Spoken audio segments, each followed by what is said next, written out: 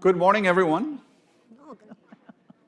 We'll move from obesity to diabetes now, another very important condition, chronic disease in our country. And I want to welcome you all to this symposium about driving diabetes equity, championing change. I am sure that you will enjoy it. We have a fantastic group of panelists, as in all prior sessions. And we will have different presentations throughout the session, and then we'll be sure that we have some time at the end for you to ask questions. Let me start by introducing our panelists. Well, first of all, for those of you that I don't have the pleasure of meeting and you don't know me, I'm Dr. Enrique Caballero. I am an endocrinologist, investigator at Harvard Medical School. I have been working in the field of diabetes for many years, and that's been really my passion to work with underserved communities. I direct the Latino Diabetes Program at the Brigham and Women's Hospital. I work at Harvard Medical School directing all the diabetes education programs that we have nationally and internationally. I'm very proud to I have been working with the National Minority Equality Forum for many years, and I am now the chair, along with Angie, who I will introduce. We both co-chair the diabetes working group for the National Minority Equality Forum. And so we are very grateful to Gary and everybody, of course, in the organization for including this panel in this session in the program. So you see there in the slide our distinguished and esteemed faculty. So let me just start. Gary Puckrein, of course. Dr. Puckrein doesn't need to be introduced again. You know him. He's the president and chief executive director of the National Minority Equality Forum. We also have Dr. Salah Mahmud here, close to me, and he is, as you can see there, a professor of community health services and pharmacy and director of Vaccine and Drug Evaluation Center in the University of Manitoba in Canada. So great that he's here with us in person. And then we have Dr. Daphne Ferdinand, who is the executive director of the Healthy Heart Community Prevention Project in New Orleans, and she's here with us to talk about her program. We also have Elvira Rella, who is also a champion in this field, director of nutrition in the Plaza del Sol Urban Health Plan in Queens, New York. So she's here with us as well. And last but not least, Angie Bricco, who is working for Sanofi, as you can see there, and she's my, my partner in this in terms of directing, chairing the diabetes working group for the organization, and he's the head of U.S. Public Affairs and Patient Advocacy for General Medicines at Sanofi. So you'll hear from different perspectives about what's going on with diabetes, but more about the problem. It's also about the solutions, and I think that you are going to like what you're going to hear today. But there's nothing better than starting from listening to a patient that has gone through the challenges of having diabetes. That's why we have this video for you. So let me introduce you to Ms. Cheryl, who is not only a patient with diabetes, but a community health advocate. And she has worked in the program that you will hear a little bit later with Dr. Ferdinand. So let's play the video here. My name is Cheryl Brickley, and I've been living with diabetes for the past 12 years. The problem is with me is, and I imagine a lot of people, is really taking the medication and taking it like it's prescribed to take. That's the hardest challenge that I have. For the past 3 years, we have a diabetes preventing type 2 diabetes class that gives us knowledge and information on how to manage your diabetes, a lifestyle with diabetes. So with these classes, it really helped because it's things that we didn't know that the physician just can't sit and take out much time and that length of time to explain and teach us. And I actually teach a class.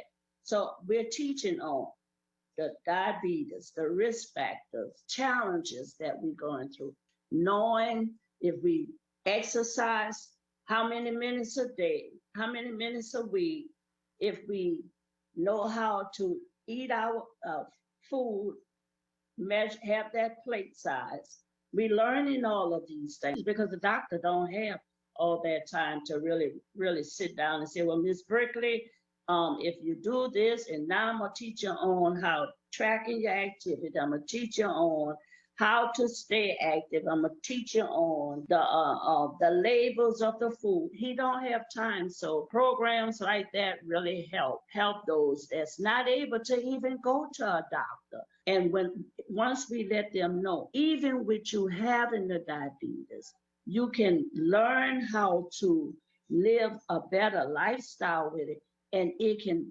bring your numbers down. You can lose the weight. And it's the way that it's taught. So if we have more programs in the neighborhoods and in those areas that they cannot get access to medical care and just things that they need. But if they have more programs to give the people the knowledge of the diabetes, then we will have more people taking care of their health and their diabetes better. So that's what we need. We need more access to healthier food, and we need more knowledge, places where they can go and get the information, take that information, they're getting exercise, they're getting all what they need, and that way they can have a better lifestyle. Does that resonate with all of you? Yes. No, this is very important because in the end, these are the people that we want to help. So let me set the stage for the next presentations by showing you some data very briefly in the next 5 minutes. The first thing to say is obviously diabetes is a common disease, costly disease, and it's an irony that we are living the best time in the history of diabetes. Never before did we have more technology, medications, knowledge, etc.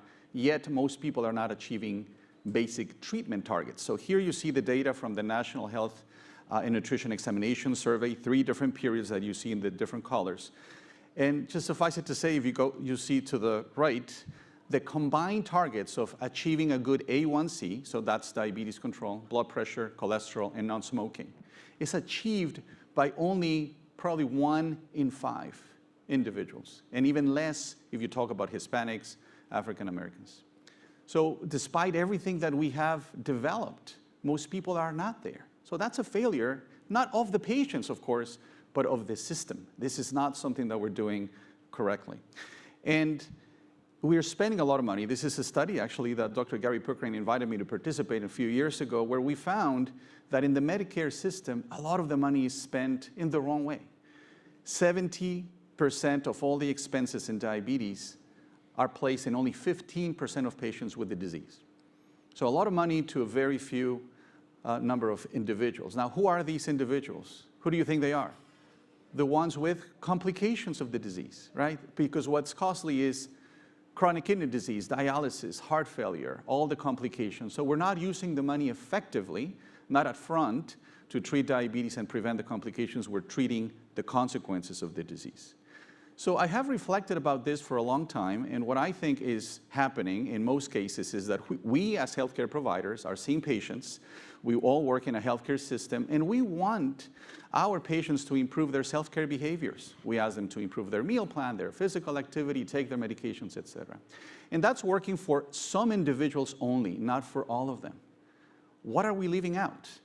I think that it's because we're not addressing the important things in patients. It's just about the biomedical model usually, but we don't pay attention to the social determinants of health, about all the emotional issues, everything that has been discussed in this great conference up to this point. So I think that's one of the things that we as healthcare providers need to do much better. And we also need to be more curious, more humble in how we approach all those conversations with patients. But clearly the healthcare system is not conducive to implement culturally oriented programs that can help most of the populations that are suffering from diabetes and its complications at the highest levels. And a few years ago, I developed this list that I call the A to Z for the management of diabetes, because I was trying to think about all those factors that I need to implement or pay attention to in my clinical practice, and others perhaps should pay attention to those as well. They're just in alphabetical order, no order of importance. But I can tell you that every single one of them, and you can go through the list very quickly, is not commonly addressed or not properly addressed in clinical practice. Unless we do something that is more comprehensive like this, I don't think we're going to get to where we need to be in diabetes care. But all that needs to be part of the system, and that's not something that is happening at the present time. And my last slide is this one, because what I want to show is that also in the pandemic, we have learned a lot of things. And this is related to what was discussed previously. I was honored to chair this international consensus in which we got together, because diabetes, of course, happens everywhere in the world, and many people suffer consequences from the disease. And we suggested that as we move forward, look at the upper right corner there, what I think we need to do in the future is not to go back to what we were doing before in diabetes care, and that was to wait for people to come to us in the clinics or hospitals. What we need to do is to go where they are, in the community, in their homes, using telemedicine, exactly what was discussed in the prior session. This applies to obesity, to diabetes, and many chronic diseases. So I think this is an opportunity to learn from what happened before and then do things differently as we move to the future. And I will end with this quote that is one of my favorite quotes by Desmond Tutu, who was a bishop from South Africa. And he said, there comes a point where we need to stop just pulling people out of the river. We need to go upstream and find out why they're falling in. A lot of our patients, families, are just not helped at the right time and in the right way. And diabetes is obviously a serious condition that is affecting many people out there. So we're going to hear now about more data about what's happening with diabetes, and also, as I said earlier, most importantly, some potential solutions about how we can tackle this important problem. So with that, I'm going to turn it over to Dr. Gary Puckrein, who is going to talk about some of the data, very impressive, about the A1C levels in different communities. So, great. Thank you so much, Dr. Enrique. So, should I make this go?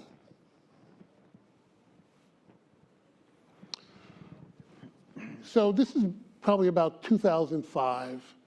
I had this idea that if we took aggregated hemoglobin A1Cs, so hemoglobin A1Cs are essentially a measure of the amount of glucose, sugar in the blood in a quarter. And your doctor uses it, and all of you go to the doctor, you probably get, he draws your A1C, or have a lab draw your A1C. I thought the A1C could be used as a measure to help us understand, down at the zip code level, how well we were managing diabetes as a community. So we could use it not just as an individual metric, but as a population metric. So I went to a company, I'm not going to use their name right now, and said, you know, they were one of the major companies that was doing A1C draws. And I said, you know, let's partner, and, you know, I want to aggregate these A1Cs by zip code. And when I say zip code, let me give you precisely why I was saying that. 38,000 zip codes in the United States, 70% of African Americans live in 2,500 zip codes. 70% of Hispanics are in 2,500 zip codes. 50% of Asians are in 1,500 zip codes. So roughly 8,000 zip codes around the country is where the majority of the minority population resides. And so when I was looking to pull those A1Cs, it was going to help me understand how well we were managing diabetes in those minority communities. So I went there, you know, as Gary Puckrein might do it, and they said, nah. And, you know, but to me, no is the beginning of the conversation. And so fast forward now to almost, I guess it's 15, 20 years later, through some other relationships, I got them to pull A1Cs. And so what you see here is a map of uncontrolled diabetes. It's A1Cs above 7.1 by zip code in the United States. And you can see from the map, there's a whole lot of uncontrolled diabetes in the country. But now we know where they are. We know who's treating them. We know what medications they are. And so now we have the beginning of a metric that we can use to manage care at the population level. Living is a collaboration, right? At the end of the day, it's a deep collaboration. And if we're going to be successful conserving life, we have to do it by the numbers. And we need to take every number we can get our hands on that will allow us to understand what we're looking at. So this next slide, so that blue color is controlled diabetes. And what Dr. Caballero was telling you is that we're really not doing a good job at controlling diabetes. That the vast majority of people have uncontrolled diabetes. Now, what I should tell you is that this represents almost 4 million blood draws from about 4 million people from about 3,000 zip codes around the country. So this is a big sample that you're looking at. And you can see that the uncontrolled population is a little over 40%, and 20% are severely under control. When I say severely under control, and Enrique and all the physicians in the house will understand, we're talking hemoglobin A1C of 9, right? That means you are really out of range. And so if I put the controlled and uncontrolled and severely uncontrolled together, what we see is 63% of the patients in these zip codes have uncontrolled diabetes. We have so failed them, right? I mean, we got to be honest, we failed, right? You can't have 63% of your population with uncontrolled diabetes. I mean, this is modern America. That's insanity. That is absolute insanity. And our healthcare system doesn't want to look at these numbers. It doesn't want to report them out because these numbers tell you that the system has utterly failed people with diabetes. And as Dr. Caballero told you, we have the technology. We can do better than this at any moment we decide to. So what's the consequence of all of this uncontrolled diabetes? When you start to look at the numbers, what you see is well over 60%, 70% of people with diabetes either go to the emergency room or have an inpatient stay every year, right? Well over 60%. And the numbers that Dr. Caballero showed you, we spend 70% of diabetes care in the Medicaid program taking care of people in the hospital. That's where our money's going. 70% of all the dollars that Medicare is spending, and by the way, 40% of the Medicare budget is being spent on people with an underlying condition of diabetes. So this is actually a very serious problem, right? And you can look at the emergency room visits. So when you take all those numbers together, what you find out, when I was looking at cost data now, so I'm taking the Medicare and the Medicaid program together, and what we see is the federal government pays for 76% of all of the hospitalizations for diabetes in the United States. That is your tax dollars at work. That's what your tax dollar is doing right now, right? And so at NMQF, we want to have this conversation about how do we really do population health. This is well beyond minority health. If I showed these same numbers for white Americans, same number. An African American with diabetes and ischemic heart disease has a 90% annual hospitalization rate. Who has a 90% annual hospitalization rate? So here's the challenge, right? We're at this inflection point.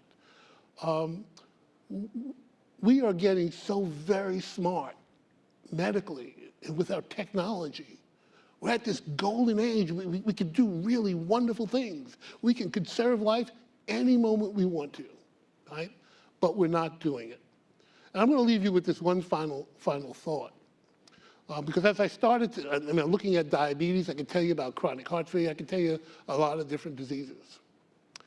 Our healthcare financing system is responsible for more premature deaths than any disease that we follow. You go look at the numbers, I'm telling you, if you look at the numbers, what you're going to find is our healthcare policy is driving mortality. That's what you see here in diabetes, because if we invested in these patients, we wouldn't see these numbers. And so that's the message that I want to deliver to you today, is that we can actually do a lot better than this if we want to, and we're not doing it. Thank you. Yes, thank you. Thank you, Dr. Bricco. Let's pass it out to Salah. While the pointer gets here, I will just add that, the problem, and that really upsets me, is that people are usually blamed for not having their diabetes under control, right? So we hear that over and over again. It's the patient's fault. It isn't. It's all these things that we're discussing. It's really that our healthcare system is not really conducive to improving that. All right, Salah, please go ahead. Thanks, Enrique. And I would like to acknowledge that the slides were created by Ms. Park from Sanofi. This is not my work. What we're trying to do here is amass more accurate information about the burden of diabetes, whether it's in terms of the outcomes of the disease itself, how many people get heart disease, how many people get high blood pressure, but also in terms of the cost and the patterns of healthcare utilization. I know there are a lot of studies that have been published over time that looked at this issue, and some of them have presented data for different ethnic groups in the US. But the problem with most of these studies is they were designed to be top-down studies, so they would add up all the cost of healthcare in the US at the national level, and then they will measure the prevalence of diabetes, and then they will say, okay, diabetes is 20% of all the diseases, so 20% of the cost must be due to diabetes. And then they partition that cost between different ethnic groups. The problem with that approach is that a dollar is not a dollar, and a case of diabetes is not a case of diabetes. If you spend money trying to prevent disease complications, that's a good thing. So having higher costs in that situation is a useful thing. But if you're spending money because you're failing people and people are ending up in ICUs and requiring advanced treatments, that's not a good thing. That's not a good way of spending the money. So the approach that we're thinking about taking here is to try and look at the cost from using a bottom-up approach. And that's not usually possible in the US, but in this case, because we're using Medicare data, we're able to look at the entire population at all their costs. There are a few exceptions, but we should be able to look at the collectivity of the cost. And because we're also doing it over a number of years, we will be able to track the trend, which was another limitation of previous studies where you can't compare what happens over time. And also, we will include every aspect of diabetes care that we have information on. And you can see here in this list that we're not only looking at things like hospitalization and ER visits, but we are also looking at vaccination, for example, and eye exams and screening for renal disease. Many of these components were missing from earlier studies. I don't have much time to go through the details of the study, but please ask me questions or come and talk to me afterward if you're interested, or if you have any advice for us on how to go about doing this. Thank you. All right, thank you, Salah. I think, yeah, we'll go to the next one. Well, what you have heard so far, colleagues and friends, is that obviously diabetes is a huge problem. We need to document this problem, demonstrate that to so many people out there so that we get, of course, support to continue with these activities. But now let's hear about some potential solutions, because up to this point, everything sort of looks very grim. What can we do to help patients and families out there? So we have two great examples. So let's start with Daphne, who will now share her project in New Orleans. Please go ahead, Daphne. Okay, thank you very, very much, and good morning, everybody. I want to thank the National Minority Equality Forum, and especially Dr. Laura Lee Hall for inviting me to talk about what we did in New Orleans. And seems like these slides are on automatic movement. So I'm going to move backwards every time that happens, okay? First, I want to start with this slide where the CDC identified the southern portion of the United States as the diabetes belt. And what's unfortunate about this slide is that my city is included in this diabetes belt. Hence why we decided to develop the NOLA Diabetes Project, which is an 8-week educational program that we designed to help people living with diabetes to understand more about how to control and manage their condition, as well as to promote self-care.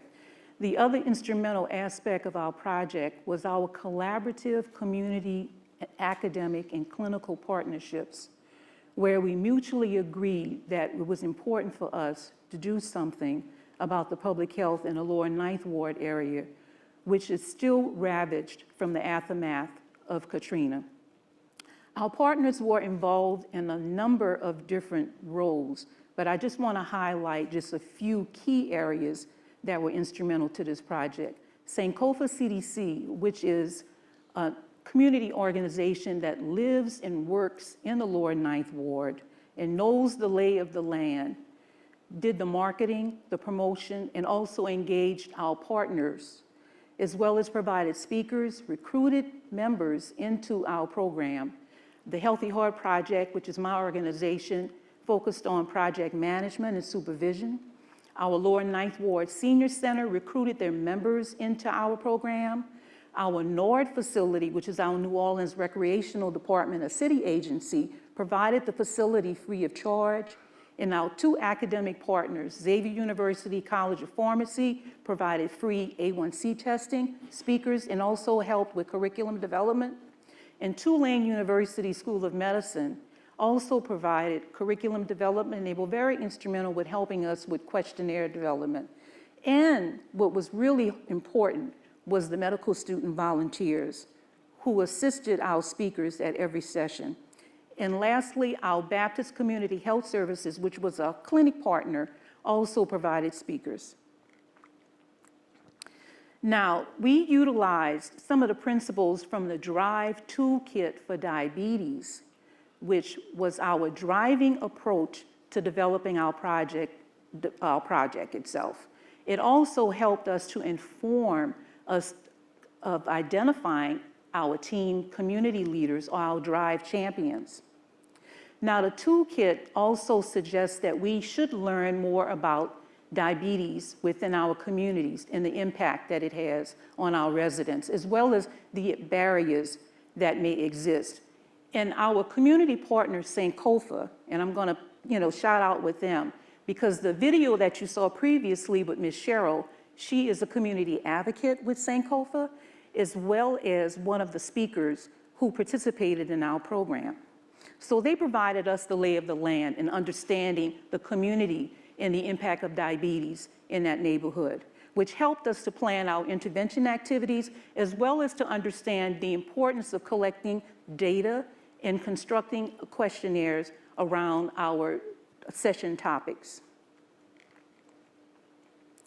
Now, what methods did we use, which included having continued partnership meetings in order to develop this program from the ground up, where we recruited 25 of the residents who were living in the area, living with diabetes, where we conducted 8 sessions over a 2.5-month period from January to March of this year. We just finished last month, where we held the sessions once a week on Thursdays, for 2 hours in the evening at our Nord Center.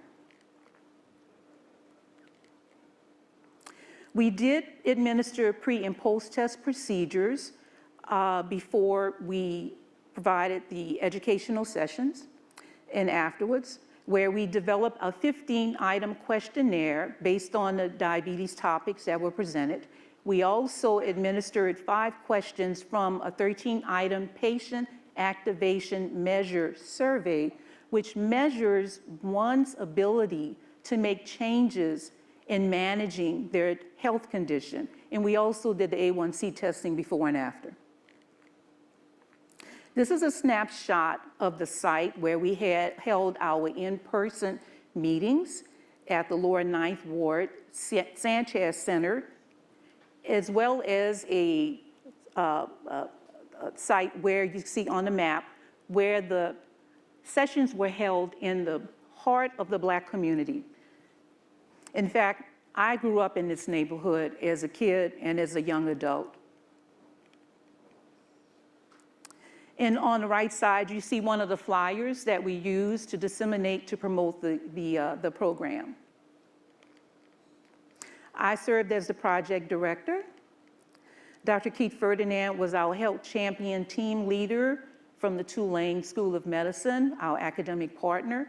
Dr. Ferdinand is also in the back of the room, and I just wanted to acknowledge him. These are our Form D students who were providing the A1C testing to our participants from the School of Pharmacy. And I have about 4 pictures just to show you how we actually captured the classes within the center itself. This is our Form D professor from Xavier University, College of Pharmacy. And as you can see, we did adhere to COVID mandates for the guidelines from the city. Each participant were required to wear a mask as well as to demonstrate or provide vaccination records before we entered the site itself. This is one of our speakers from our community partners, Sankofa. Helen is our nutritionist, and she's teaching one of our dietary classes. And you can see Ms. Cheryl in the background, who is also teaching our physical activity classes. These are our community health advocates from Sankofa, and our medical students were also demonstrating for our attendees. This is one of our pharmacy students, and we are really having some issues with this clicker here.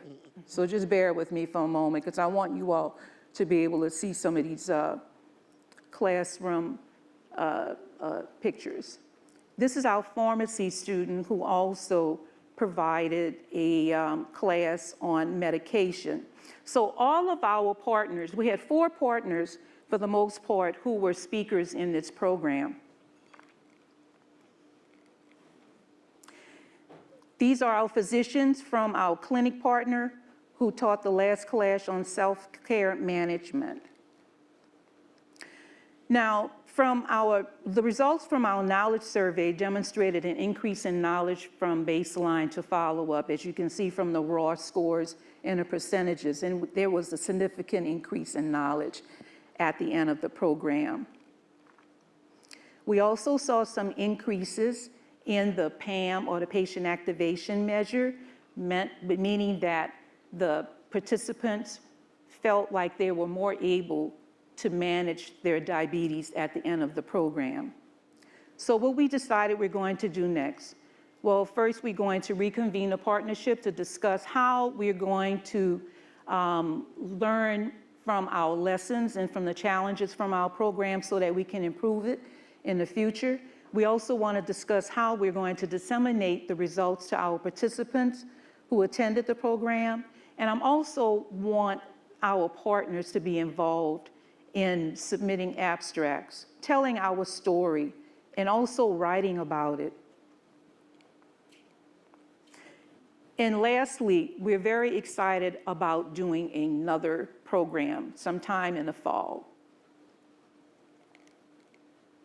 Thank you all. Thank you, Daphne. All right, wonderful. Great. So Elvira, please go ahead.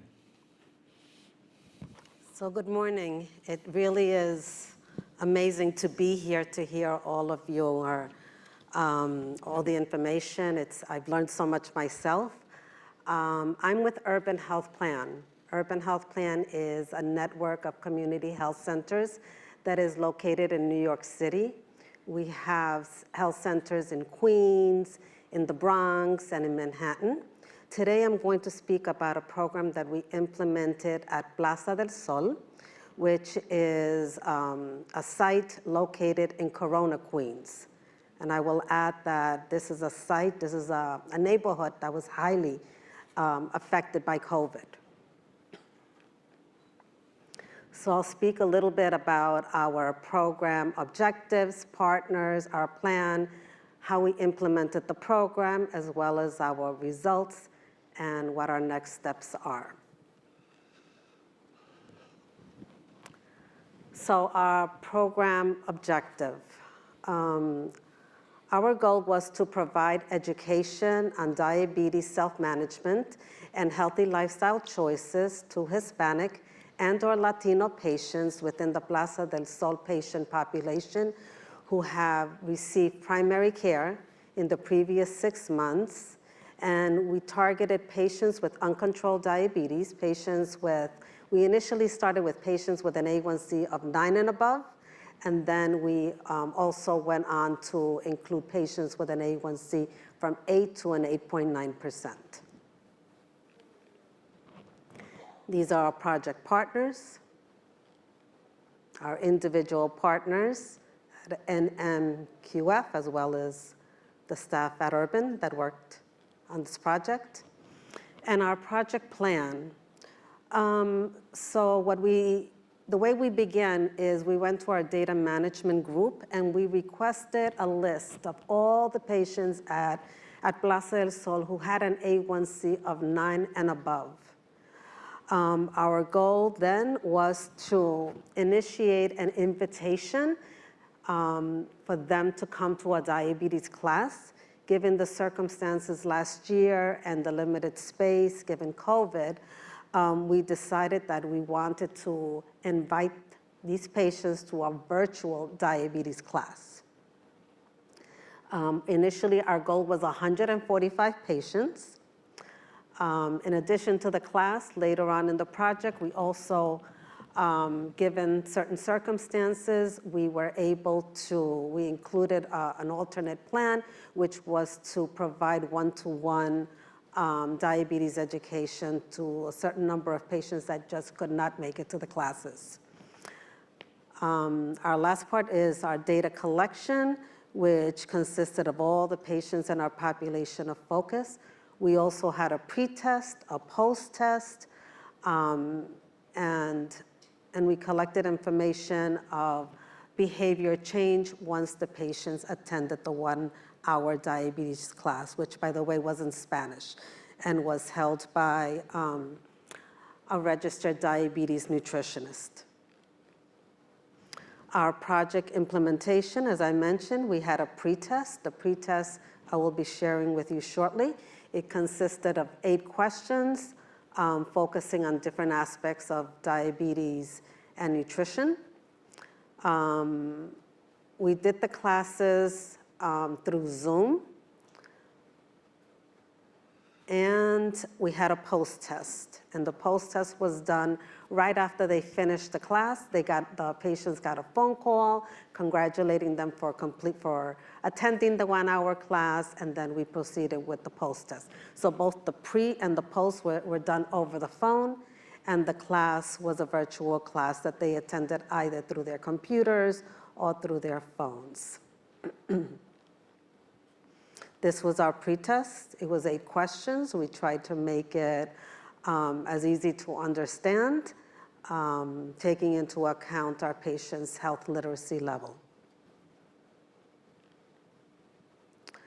This was our smart food list, and let me just go back a little bit. Patients who completed the pre-test, the post, and attended the diabetes class were given a $100 gift card. It was for a supermarket that we worked with that was in the neighborhood. So patients were given this smart food list, and it's foods that meet New York City food standards, focusing here again on whole grains, lean cuts of protein, fruits and vegetables, low-fat dairy. And this was a list that we used also to train the supermarket owner as well as the cashiers, so that when patients came to the supermarket to redeem that gift card, they would be choosing the foods that were healthy.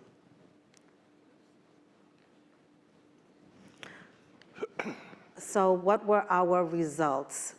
Well, after recruiting, we had 102 patients that received diabetes education. Of those 102, 93 attended the virtual diabetes class through Zoom.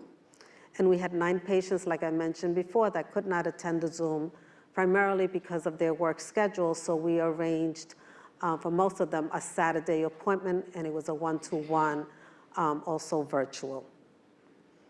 Looking at hemoglobin A1Cs, again, we started with our patients that had an A1C of 9 and above. That was the majority, because that was our goal. We had 65 patients with an A1C of 9 and above, and they ranged from 9 all the way up to 15. When we included those patients with an A1C of 8 through 8.9, we were able to have an additional 28 patients join us. And as mentioned previously, we had 9 patients who had the one-to-one. So what were our results? So what we did learn is we divided the patients up. Those patients with the uncontrolled diabetes with the A1C of 9 and up, their pretest scores were 69.3. Their post was 82.8, I would say like 13% increase in knowledge.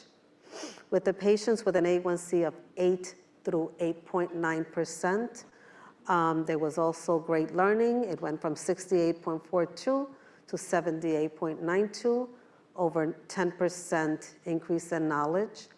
And on the one-to-ones, those pretests were 68.3, with the post being at 92.7. It was a big increase in knowledge.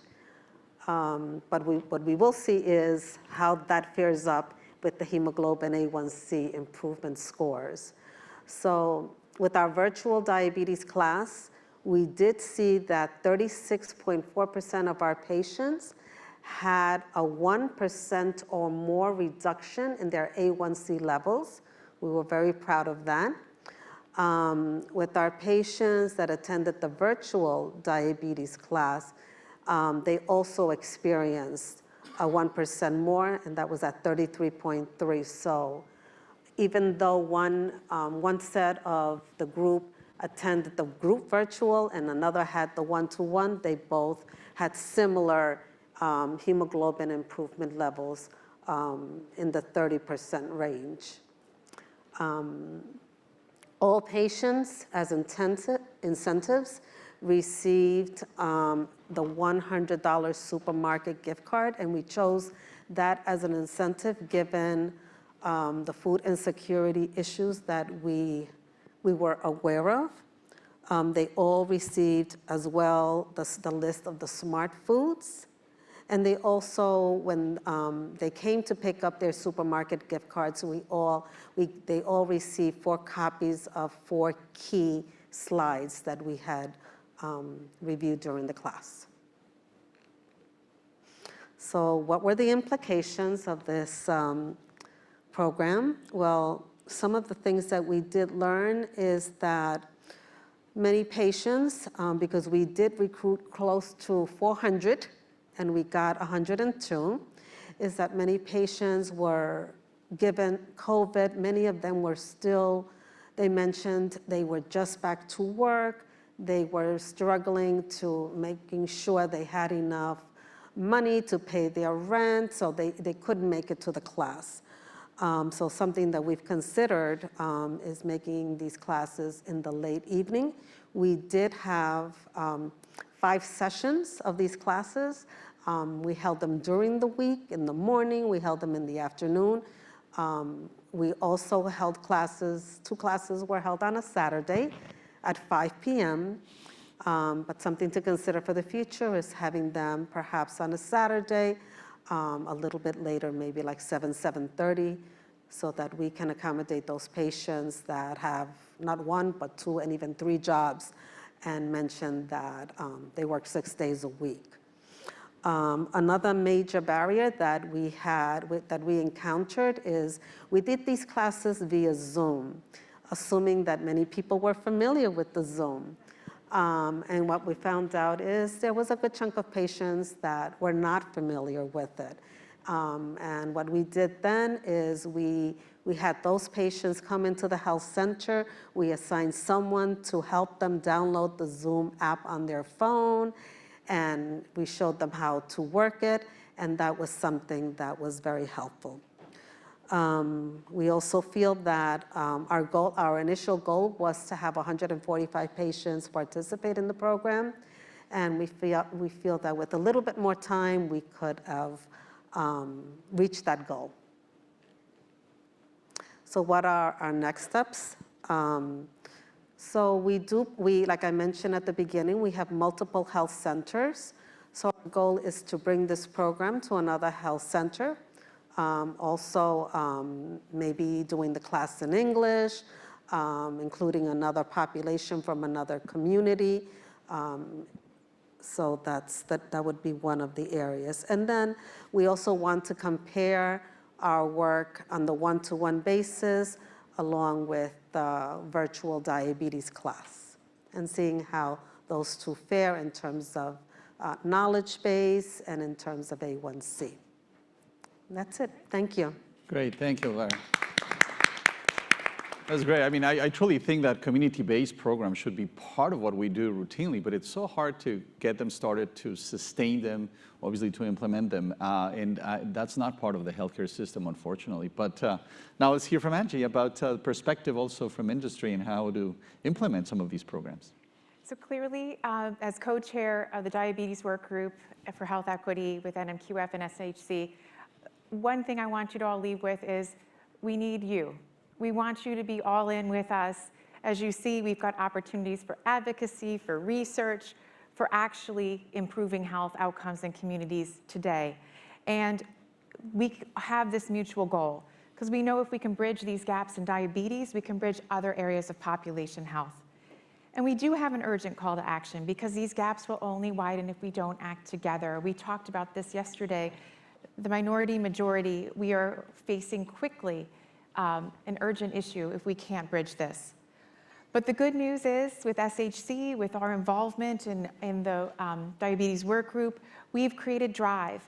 And I've been 5 years working with Laura Lee Hall and her team. It started with the evidence that Dr. Puckrein talked about, looking at the data, figuring out those root cause issues.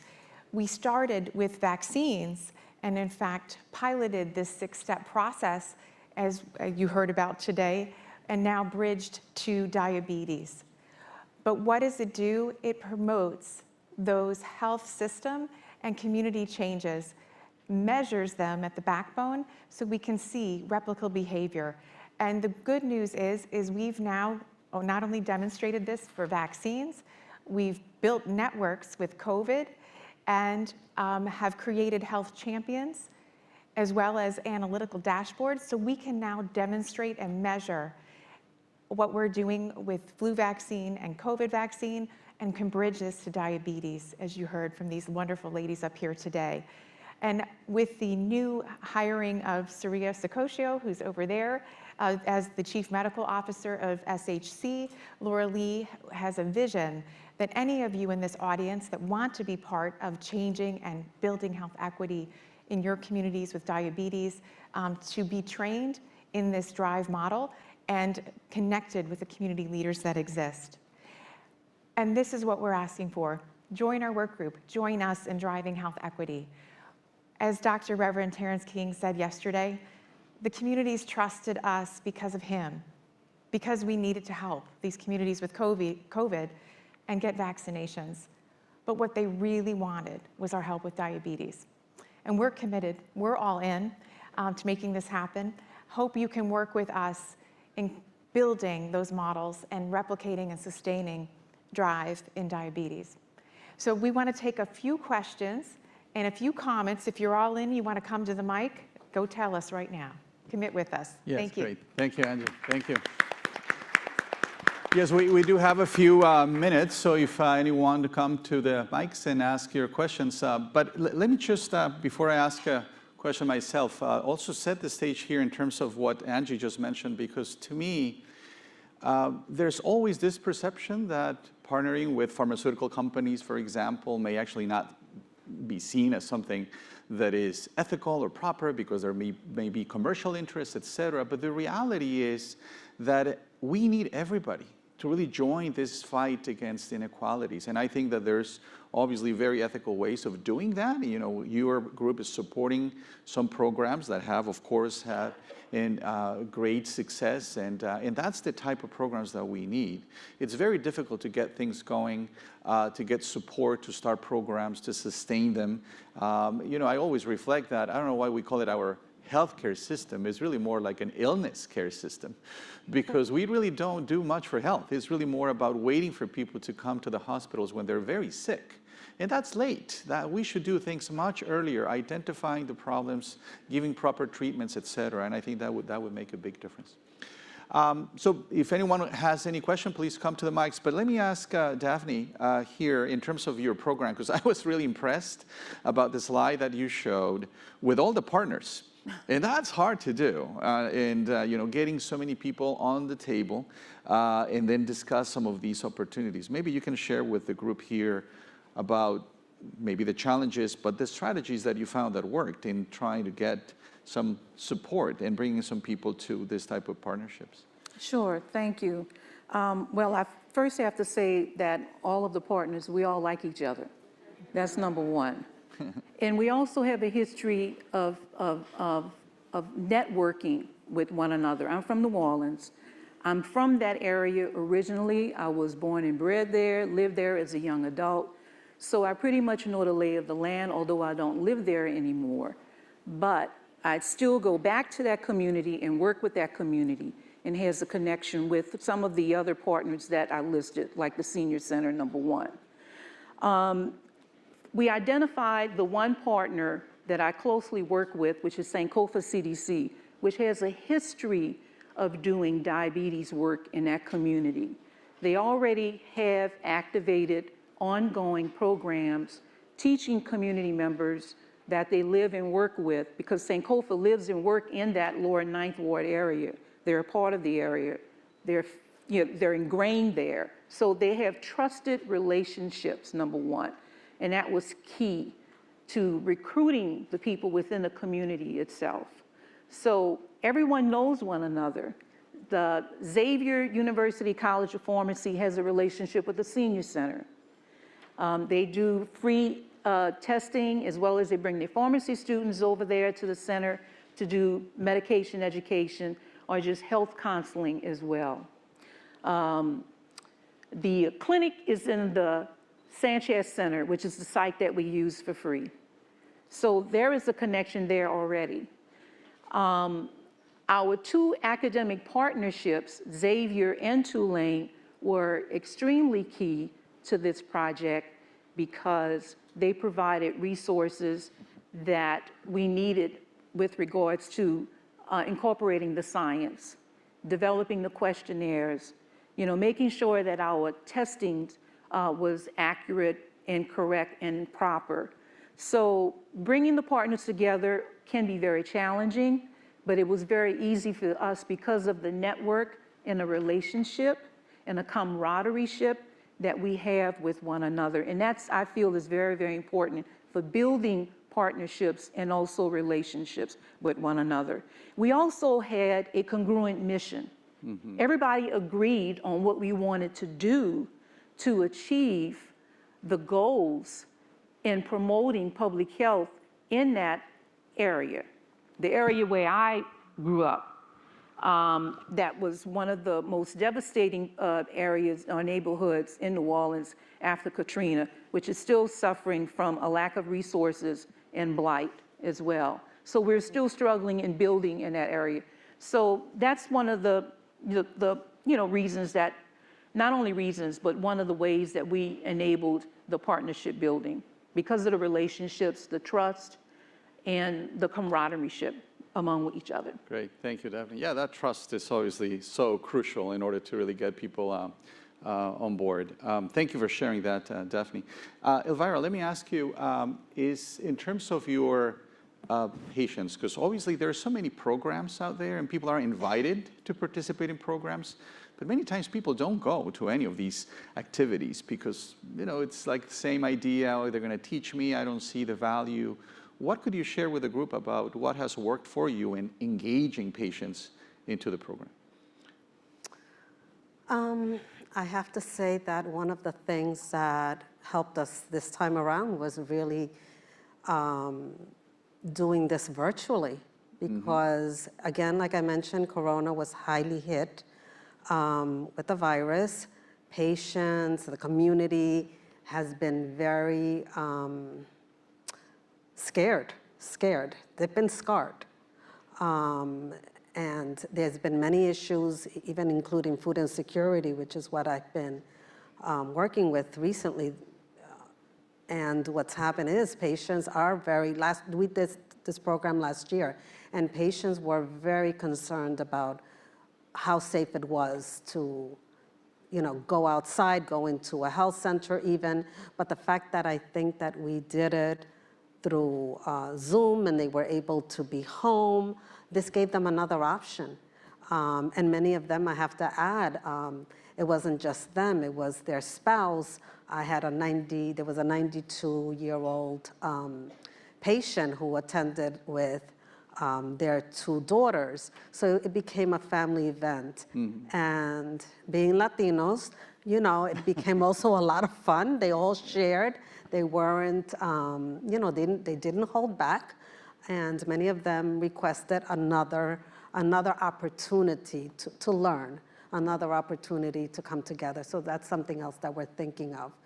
And as soon as things get even better, it would be also great to bring them together, right, and to share a meal and to share this information with them in person. Great.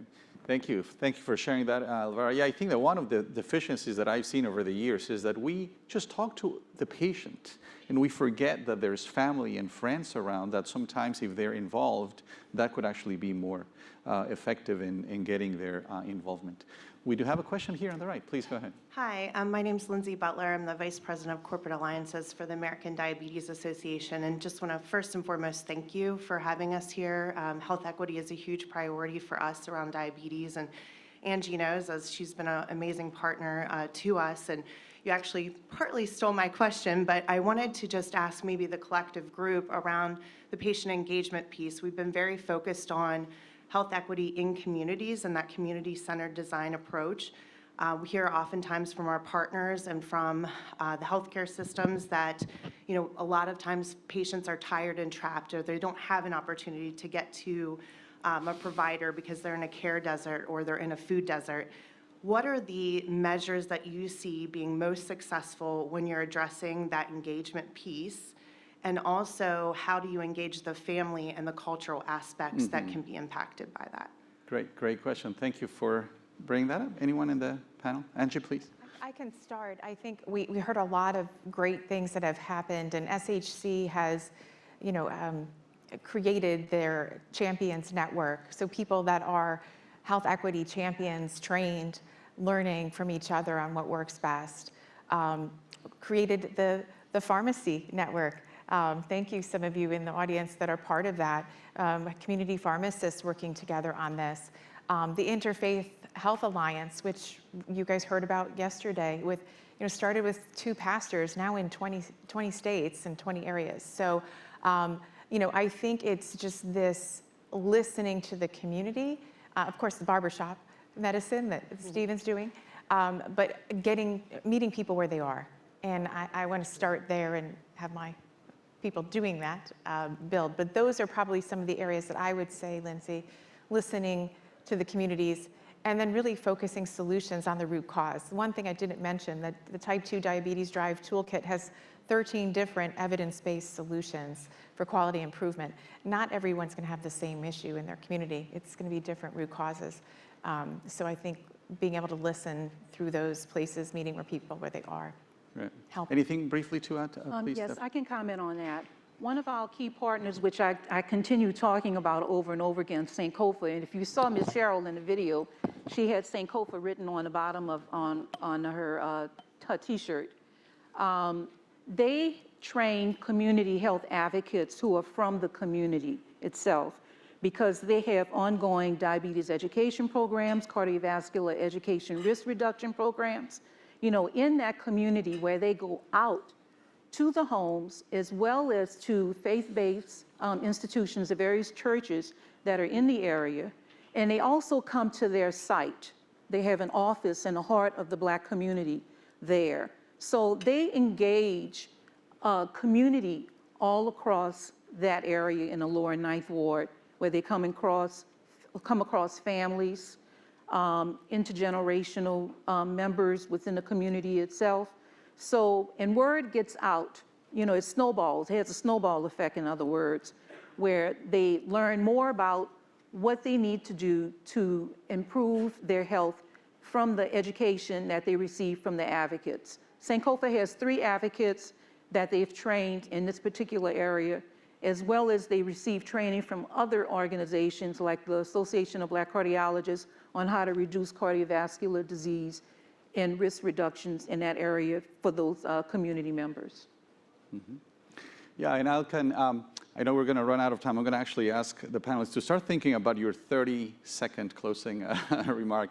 But let me just add there that I think it's about building teams to work in the community. Now, I am privileged also to chair the Healthcare Disparities Committee for the American Diabetes Association. And one thing that is actually great news, there will be now formal programs to train healthcare workers in diabetes care, because I think it's not just the physician.